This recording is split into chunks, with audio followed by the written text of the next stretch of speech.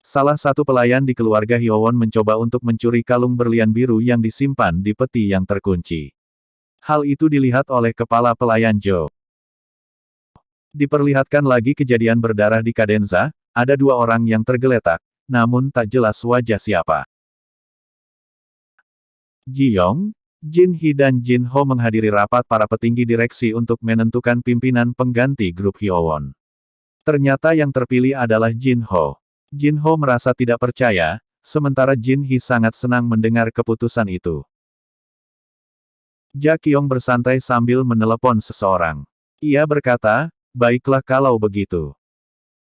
Nyonya Yang, sangat senang mendengar keputusan bahwa Jin Ho menjadi pimpinan pengganti grup Hyowon. Saat Hisu sedang duduk, Ja Kyung datang menghampiri. Ia membawa teh melati untuk Hisu. Ja Kyung mengatakan teh melati dapat meredakan stres. Ia juga berkata bahwa Hisu pasti kecewa karena suaminya tidak terpilih. Hisu terlihat kurang senang. Ia mempertanyakan bagaimana Ja Kyung tahu semua persoalan keluarganya. Ja Kyung menjawab, demi kesehatan mental Ha Jon, ia selalu mencari informasi mengenai Hyowon. Hisu mengatakan ia memang sedikit kesal, meski ia tahu suaminya tidak berambisi. Ja Kyung lalu bertanya apakah Hisu benar-benar mengenal suaminya. Dengan percaya diri Hisu mengatakan ia tahu hal sekecil apapun tentang suaminya. Ja Kyung berkata apakah Hisu pernah berpikir bahwa apa yang dilihat Hisu, hanya melihat yang Ji Yong tunjukkan saja. Saat Hisu bertanya apa maksudnya, Ja Kyung menjawab jika ia hanya berbicara dari pengalamannya saja, bahwa tidak semuanya seperti yang terlihat. Saat itu, Hisu menerima telepon dari seseorang yang mengajaknya makan siang. Ja Kyung diam-diam mengawasi pembicaraan tersebut. So Hyun bertanya-tanya mengapa para direksi mendukung Jin Ho, bukannya Ji Yong. Asistennya berkata bahwa Ji Yong yang meminta agar direksi mendukung Jin Ho. So Hyun bertanya-tanya apa alasan Ji Yong melakukan hal itu. So Hyun menyuruh asistennya membeli tiket pameran Basel, dan menyampaikan bahwa beberapa orang dari pihak mereka akan hadir. So Hyun memanggil Yu Yeon untuk menemuinya. Ia memberi Yu Yeon cek kasir 1 juta won. So Hyun mengatakan, apabila saat Yu Yeon membersihkan ruang kerja ayahnya, ruang kerja suaminya, dan ruang tidur ibunya, lalu menemukan sesuatu, ia harus memberitahunya pada So Hyun. Termasuk kamar Su Hyuk. Sambil menikmati roti, Nyonya Yang meminta kepala pelayan Jo mencari berita di internet tentang Jin Ho yang dipilih sebagai pimpinan. Kepala pelayan Jo mengatakan ia tidak membawa ponsel karena itu dilarang saat bekerja. Nyonya Yang lalu menyalakan televisi. Ia melihat pemberitaan tentang Jin Hee. Diberitakan bahwa setelah berita pelemparan roti krim, Jin Hee kembali membuat heboh publik dengan beredarnya video Jin Hee memukul dada manajer toko karena belakangan ini toko mereka menerima penilaian negatif. Nyonya Yang marah melihat berita tersebut. Ji Yong dan Hisu sedang makan bersama. Hisu tiba-tiba berkata, apakah Ji Yong tahu bahwa ia sangat menyayangi Ha Jon? Hisu lalu bertanya, apakah Ji Yong juga menyayangi Ha Jon? Hisu mengatakan, ia bertanya seperti itu karena ia merasa Ji Yong tidak menyayangi Ha Jon. Ia pun bertanya mengapa Ji Yong sengaja memberikan posisinya pada Jin Ho. Seraya menghela nafas, Ji Yong mengatakan bahwa Ha Jon tidak akan menjadi pewaris. Posisi Ha Jon sama dengan posisi ia sekarang. Ha Jon bukan anak sah keluarga itu. Ha Jon belum pernah diperkenalkan, tetapi para direksi sudah tahu sendiri. Itu sudah jadi rahasia umum. Bila ia menjadi pimpinan, Ha Jon akan mendapat perhatian, dan masalahnya akan diketahui banyak orang. Ha Jon bisa terluka karena itu. Ji Yong tak ingin Ha Jon mengalami apa yang telah dialaminya. Lalu Ji Yong mengatakan apakah Hisu menginginkan posisi tersebut. Emosi Hisu mulai naik. Ia mengatakan apakah Ji Yong berpikir Hisu menggunakan Ha Jon untuk ambisinya. Hisu lalu beranjak pergi meninggalkan Ji Yong sambil berkata bahwa Ha Jon adalah anaknya. Ja Kyung masuk ke ruang kerja Ji Yong. Ia terbayang saat ia masuk ke kamar Nyonya Yang. Ternyata waktu itu Ja Kyung mengatakan pada Nyonya Yang, sesuai keinginanmu, aku telah membuat Han Jin Ho menjadi pimpinan. Ia lalu menyadari ada langkah kaki menuju ruangan itu. Ia pun langsung berdiri dan pura-pura merapikan meja. Hisu bertanya sedang apa Ja Kyung di sana. Ja Kyung menjawab bahwa salah satu buku Ha Jon tidak ada di kamar, sehingga ia mencari sampai ke sana. Belum sempat Hisu berkata sesuatu, ponselnya berdering. Ia lalu berkata pada Jakyong bahwa hari ini ia akan sibuk, dan meminta agar tidak membiarkan Ha Jon ke Kadensa. Saat Jakyong pergi, Hisu mengangkat telepon dari Nyonya Yang. Nyonya Yang marah karena ternyata Hisu tidak membereskan kasus pelemparan roti krim oleh Jin Hee. Hisu langsung menemui Nyonya Yang. Nyonya Yang marah-marah pada Hisu. Hisu menjawab bahwa ia tidak bisa menghentikannya, karena wartawan meminta menukar berita Jin Hee dengan berita lain. Saat Nyonya Yang bertanya berita apa yang ingin ditukar wartawan itu, Hisu mengatakan ia tidak akan mengatakannya karena Nyonya Yang pasti tidak akan mengerti. Hisu berusaha untuk melindungi Ha Jon. Para wartawan ramai menunggu Jin Hee. Saat Jin Hee keluar, mereka bertanya apakah berita itu benar, dan apa komentar Jin Hee tentang boikot pada toko rotinya. Jin Hee hanya mengatakan bahwa ia minta maaf atas kejadian tersebut. Lalu ia pergi melewati kerumunan wartawan. So-hyun bertanya pada asistennya, apa yang diinginkan wartawan dari Hisu. Asistennya menjawab, wartawan menginginkan berita bahwa Ha Jon bukan anak kandung Hisu. So-hyun hanya menghela nafas seraya berkata dalam hati bahwa Hisu sangat berbeda dengan dirinya. Lalu datang seorang pegawai berlari-lari dengan cemas menuju So-hyun sambil berkata agar So-hyun mengikutinya. Ternyata seorang pegawainya membawa anak, dan anak tersebut tidak sengaja merusak kursi senilai 200 juta won yang bertuliskan, jangan dipegang. So-hyun memaafkan mereka lalu pergi sambil tersenyum. Ia minta maaf karena harusnya menulis dengan lengkap bahwa kursi tersebut jangan dipegang dan jangan diduduki. So-hyun lalu menyuruh asistennya membuat cerita tentang kursi tersebut dan mengirimnya ke Museum SH, untuk dijadikan kursi spesial di kafe luar gedung. Ia juga mengatakan untuk membayar kursi itu pada seniman yang membuatnya. Para wartawan ramai menunggu Jin Hee di depan rumah. Salah satu pelayan datang melindungi Jin Hee dari para wartawan.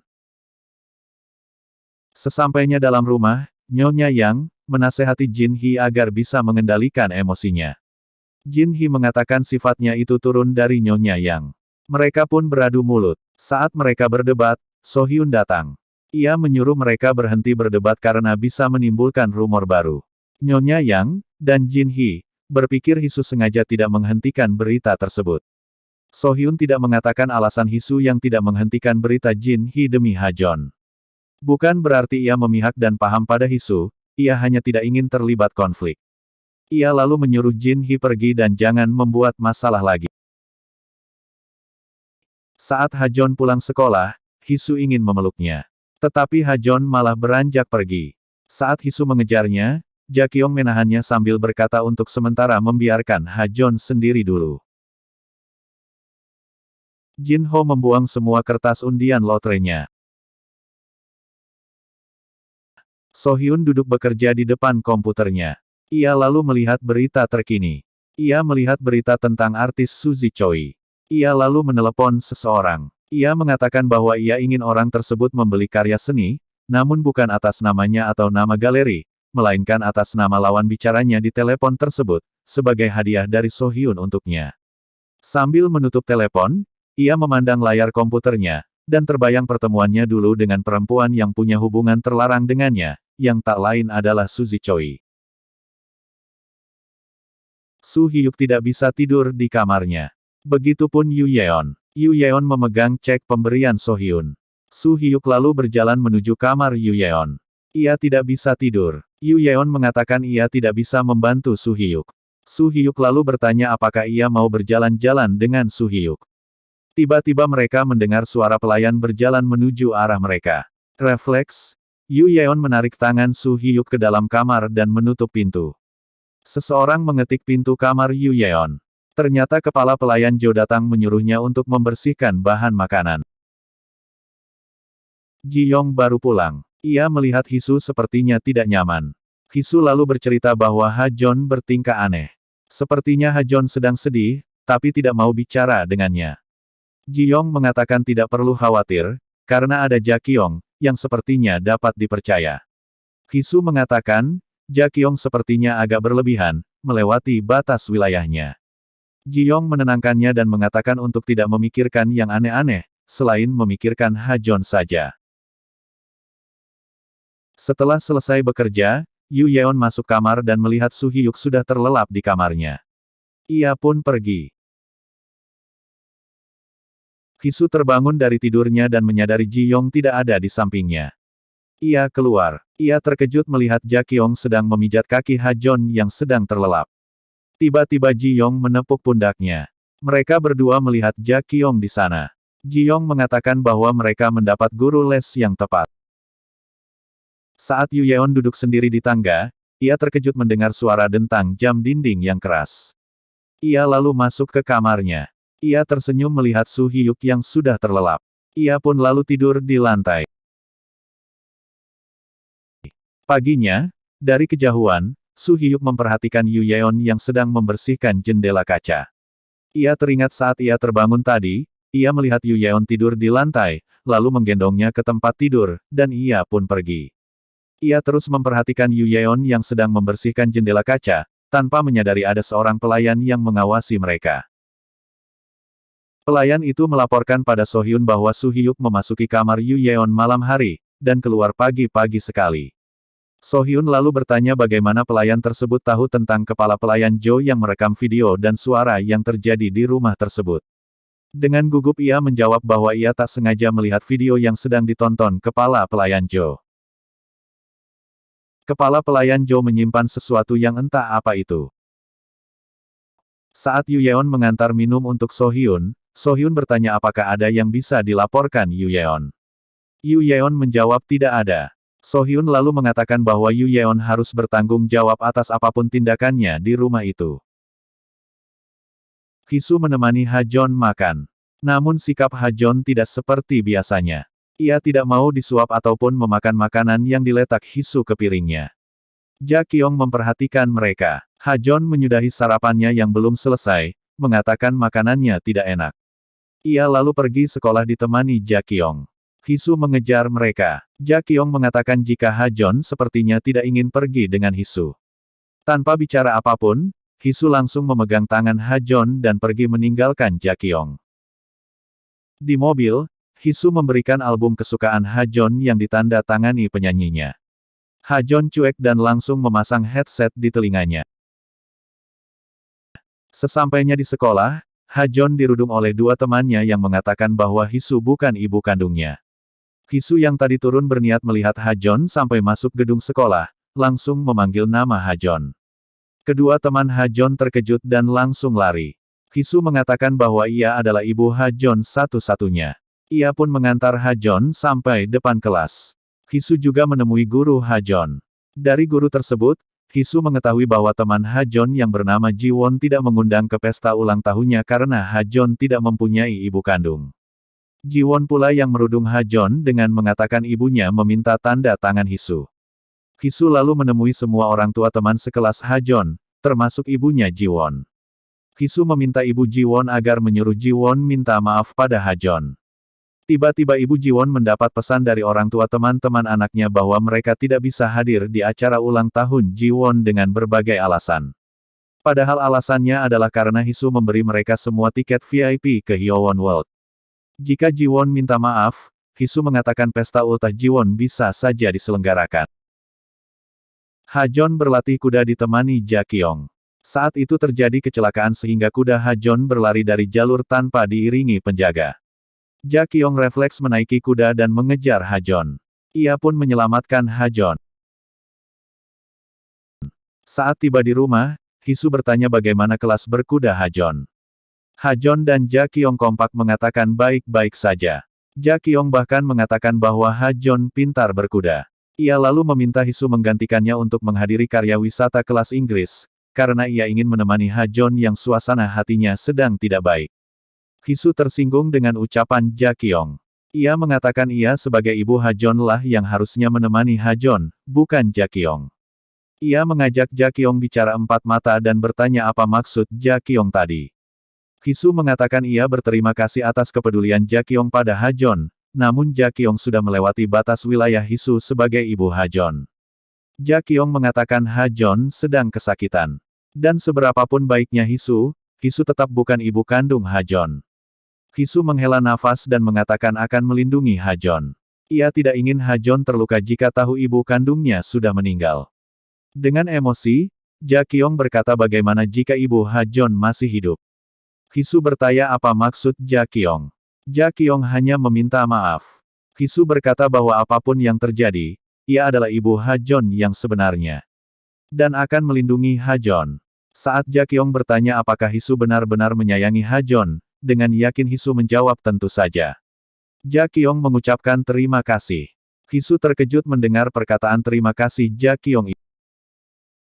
Yu Yeon menemui So-hyun. Ia mengembalikan cek yang diberi So-hyun tempo hari. So-hyun menjawab bahwa Yu Yeon akan membutuhkannya dalam waktu dekat. So-hyun menyuruh pelayan melaporkan pada Nyonya Yang, apa yang terjadi pada Su-hyuk dan Yu Yeon.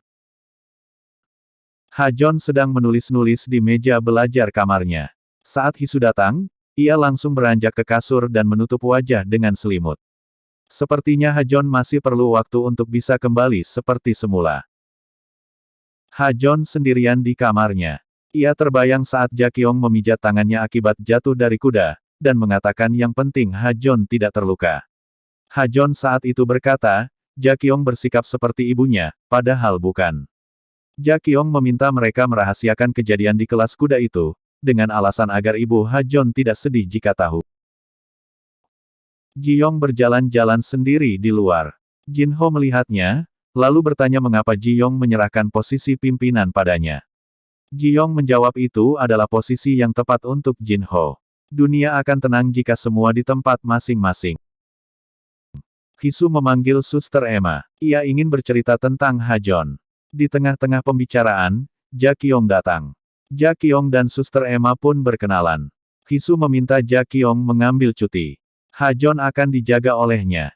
Namun Jakyong menolak dan mengatakan Hajon sekarang sedang sensitif. Lalu ia pun permisi pergi. Mendengar suara Jakyong, Suster Emma teringat suara seseorang yang bertelepon dengannya.